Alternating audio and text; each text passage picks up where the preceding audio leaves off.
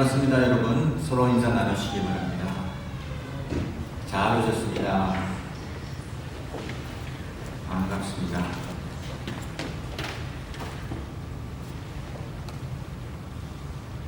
오늘은 신명기 32장 7절 말씀, 성경 말씀에 근거하여 6.25를 기억하라는 제목으로 은혜를 나누고자 합니다. 오늘은 6.25 이틀 전입니다. 6.25가 발생한 지 69주년 되는 주일입니다. 우리 민족 가운데 6.25 한국전쟁만큼 비극적인 역사는 없습니다. 1950년 6월 25일 새벽 4시에 북한은 남한을 탱크 한 대도 없고 전투기 한 대도 없는 남한을 공격을 했습니다. 그리고 3일 만에 서울이 함락되었습니다. 3년 뒤 휴전협정이 체결될 때까지 사망의 실종자 500만, 또한 1000만 명의 이산가족이 발생하였고, 대한민국은 산업시설의 약 70%가 파괴되었습니다. 인간은 아름다운 추억은 오래 기억을 하면서도 또한 가슴 아픈 추억은 빨리 잊어버리는 습성이 있습니다. 오늘날 젊은 2세에게 물어보면 6.25가 북침인지 혹은 남침인지 잘 모르는 경우가 많습니다. 미국은 역사가 짧은 관계로 미국의 역사 과목을 중학교, 고등학교 때 아주 열심히 가르칩니다. 그러나 한국은 얼마 전부터 국사가 선택 과목으로 변하여 한국의 역사에 대해서 요즘 젊은 사람들이 모르는 경우가 너무 많습니다. 그래서 이 교포 자녀들에게 올바른 역사 교육을 시키는 것이 얼마나 중요한지 모릅니다. 또한 한 나라를 위협하고 병들게 하는 가장 큰 요건 중에 하나가 민족 간의 갈등과 분열입니다. 갈등과 분열은 국가를 위험하게 하고 무력화시킵니다. 우리는 조선시대부터 사당 당파로부터 분열되어 오늘날 세대 간의 갈등, 또한 386 세대와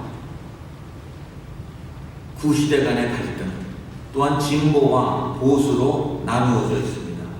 5000년 역사를 살펴보면 당파 싸움으로 분열이 잦았습니다.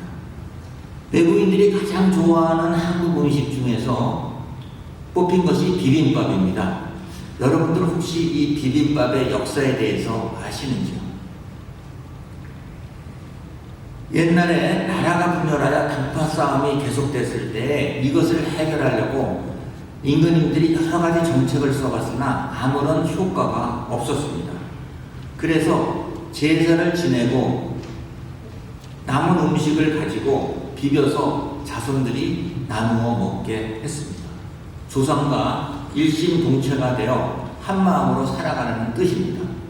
조선시대 영조 때 사색당파가 넘으시는 해 사색의 음식, 즉 빨간 육회와 파란 미나리, 그리고 검은색의 바닥김, 노란 녹두묵을 넣어서 비벼 먹게 했습니다.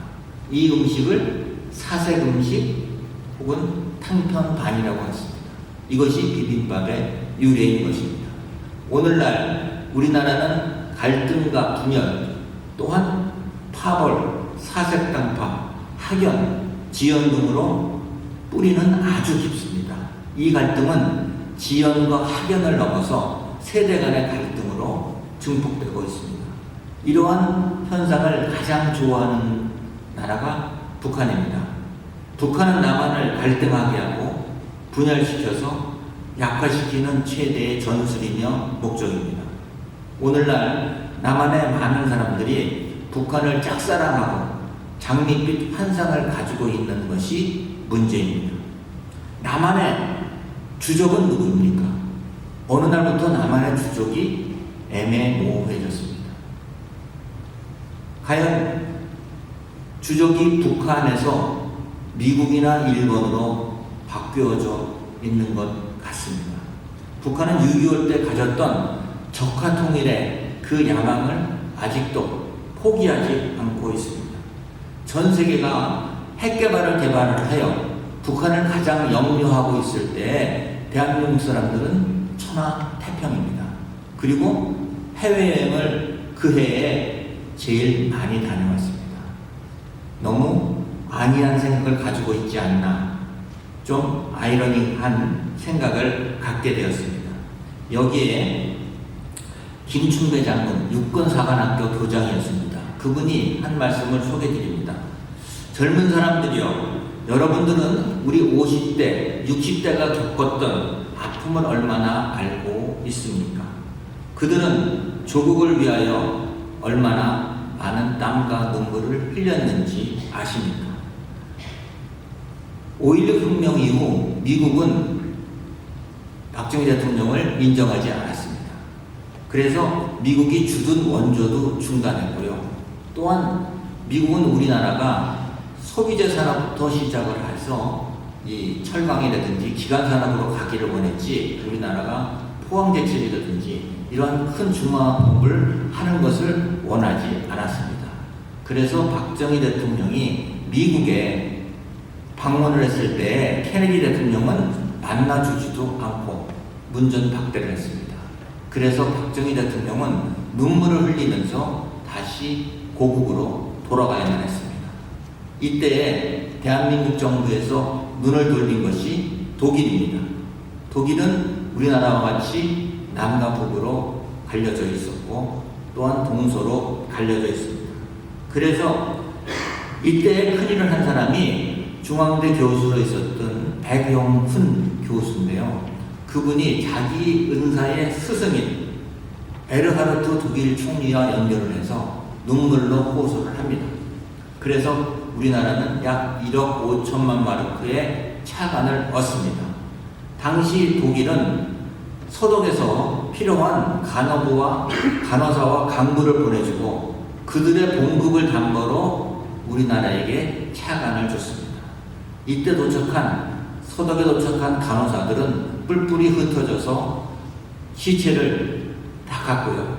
또한 남자 간부들은 1000km 밑에 지하실에 들어가서 공사를 하고 땀과 눈물을 흘렸습니다. 서독의 방송과 신문들은 대단한 민족이라고 가난한 한국 나라에서 온 간호사와 간부들에게 찬사를 보냈습니다. 몇 년 뒤 서독 르프케 대통령 초대로 박 대통령이 독일을 방문을 하게 되었는데요. 이때는 전용기가 없어서 서독 정부가 제공을 해준 비행기로 서독을 방문했습니다.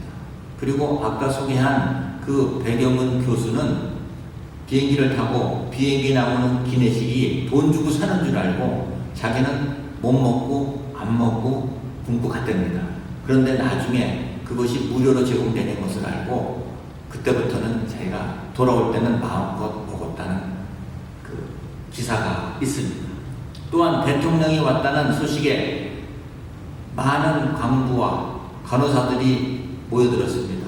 그러나 박 대통령은 연설을 하는 저중 목이 메어 눈물을 흘리고 또한 같이 울고, 박 대통령이 전해준 것은 파고다 담뱃값 500값을 전해주면서 여러분들의 고생이 우리나라를 다시 일으키는 부흥이 된다는 기초가 된다고 말씀을 한 것입니다.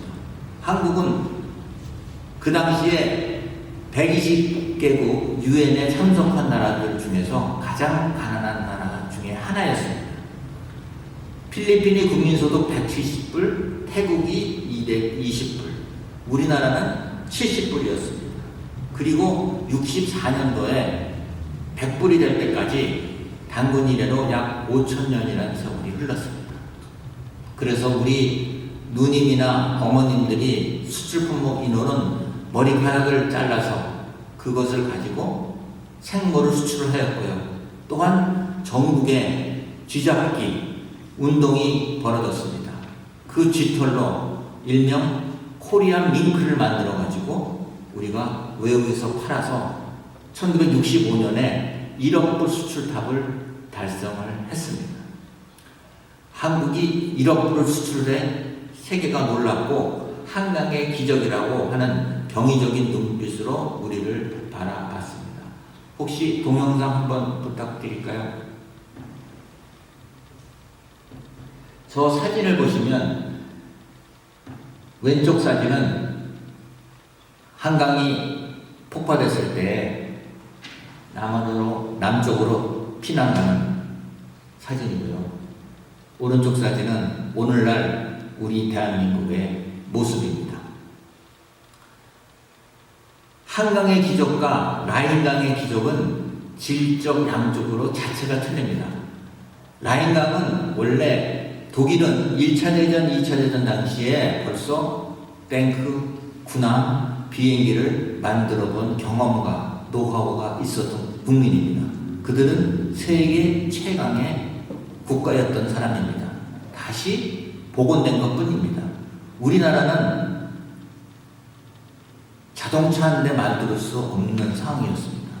아마 여러분들 중에서 하동환 자동차라고 기억하실지 모르겠어요.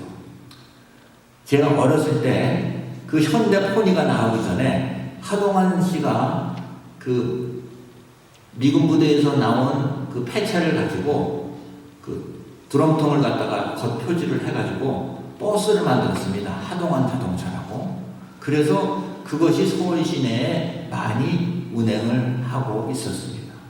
우리나라는 그렇게 자동차 한 대를 만들 수 없는 나라에서 오늘날 3만 불 이상의 소득과 전 세계에 두 번째로 선교사를 많이 파송하는 나라, 또한 세계 10위의 경제 대국으로 성장을 했습니다. 여기에는 우리 50대, 60대 어른들의 피와 눈물과 땀이 있는 것입니다. 또한 월남전 파병은 우리 경제의 기폭제가 되었고요. 또 참전용사들의 수당으로 고속도로가 만들어진 것입니다. 우리나라가 월드컵을 개최하고 또한 세계가 무시할 수 없는 국력을 키우게 된 것입니다. 광부와 간호사들, 월남전 세대, 그리고 목숨을 담보로 이국전선에서 피를 흘렸던 우리의 국군 장병들, 또한 사막에서 그 뜨거운 때가 끝에서 일할 수 있는 그들의 대가로 오늘 이 자리까지 와 있는 것입니다. 이 서독 정부는 그 당시에 박정희 대통령에게 창안을 빌려주면서 4가지를 부탁을 했습니다.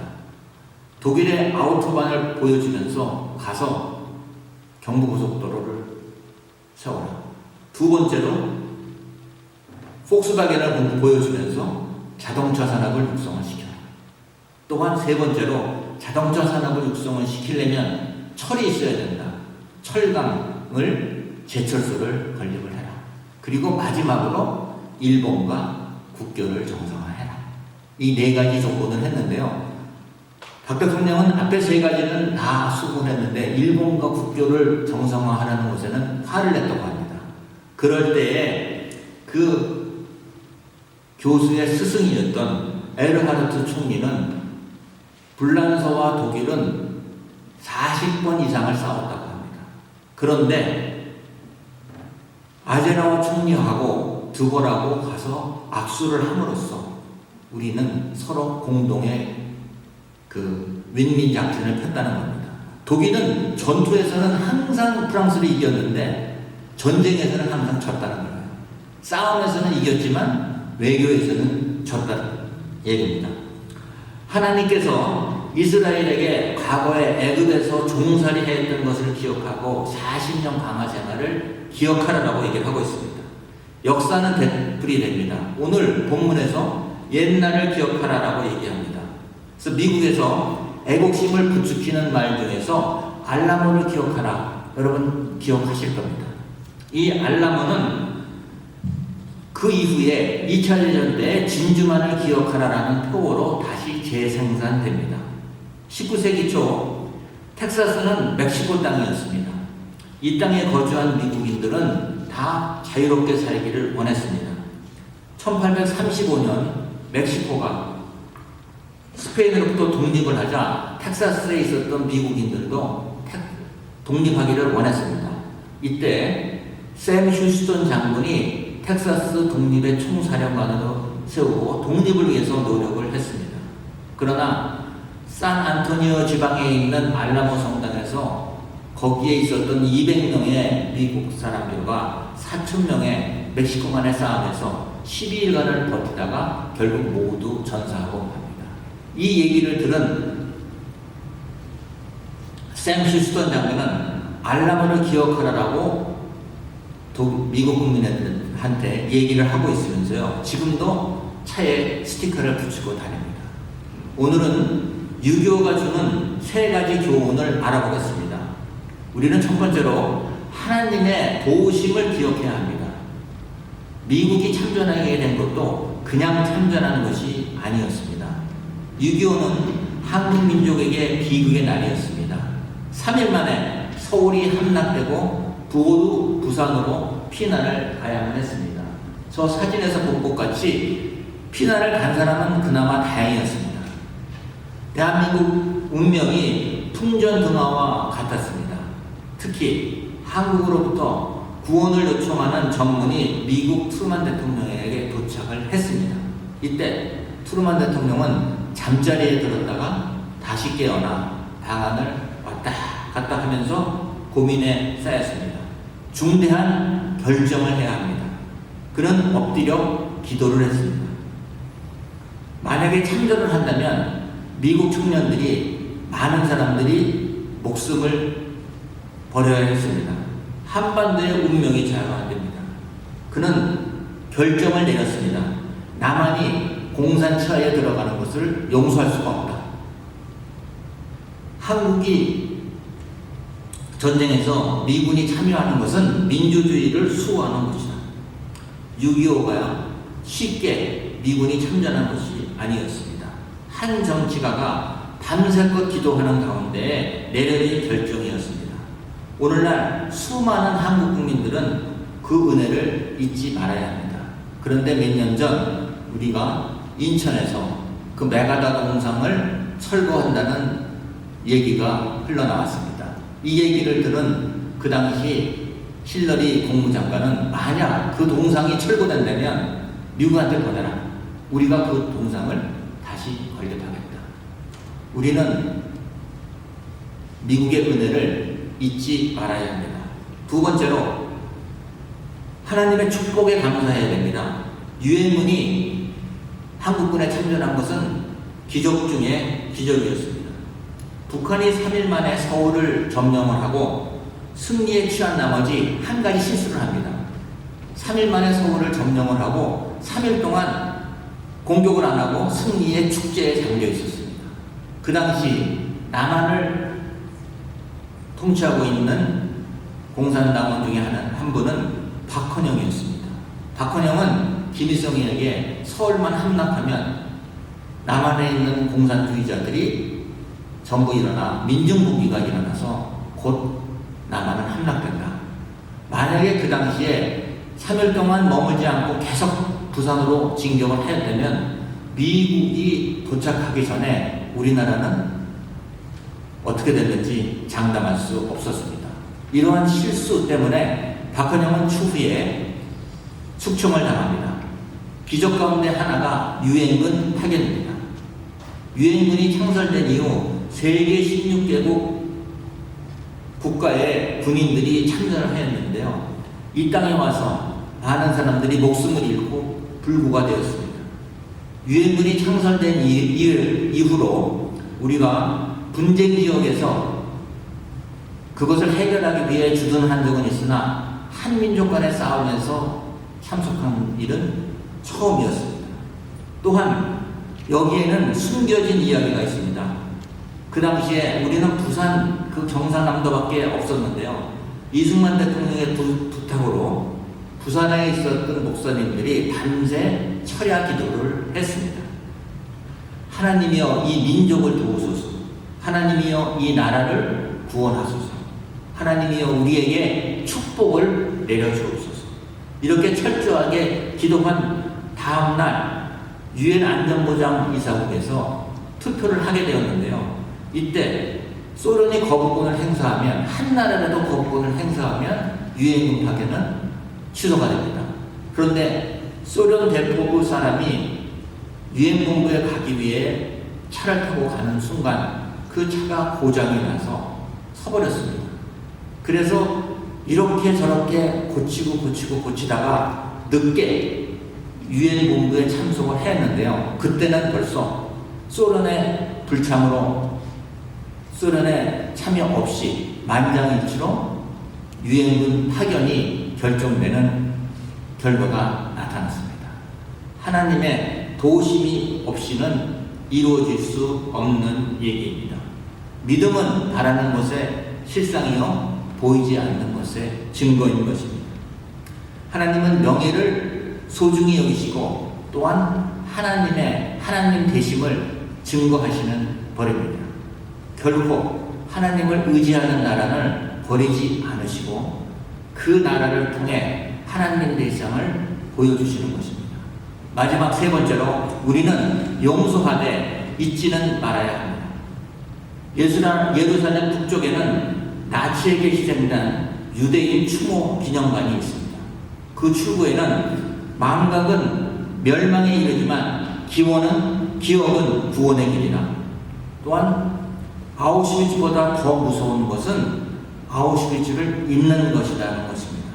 우리가 6.25를 기억하면 6.25가 안 오고요. 6.25를 잊어버리면 6.25가 다시 옵니다. 우리는 지난날 아픔을 기억하고 다시는 그런 슬픈 역사를 되풀이해서는 안 됩니다.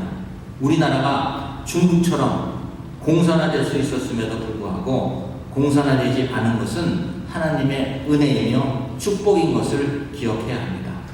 오늘 말씀을 정리합니다.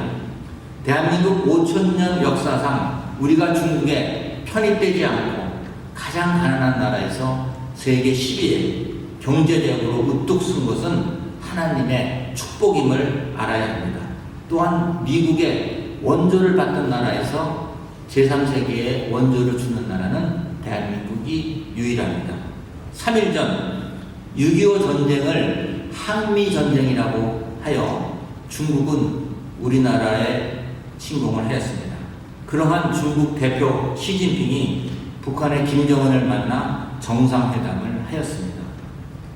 북한과 중국의 관계는 순망치한, 즉 입술과 이와의 관계입니다. 입술이 상하면 이가 시린 것입니다. 중국은 5,000년 역사상 한 번도 한국에 대한 영향력을 포기한 적이 없습니다. 우리는 북한을 용서하되 잊지는 마시기를 주님의 이름으로 축원드립니다. 기도하겠습니다. 전능하신 하나님 아버지, 6.25 전쟁 69주년을 맞이하여 오늘까지 우리를 지켜주신 은혜에 감사하며 감사합니다. 이스라엘 백성이 애굽에서 종살이했던 것을 잊지 않은 것 같이 우리의 쓰라린 6.25 한국전쟁의 아픔을 잊지 않게 하옵소서. 남과 북이 힘을 합쳐 서로 적도적 관계를 청산하고 신뢰 회복의 길을 나아갈 수 있도록 은혜 베풀어 주옵소서.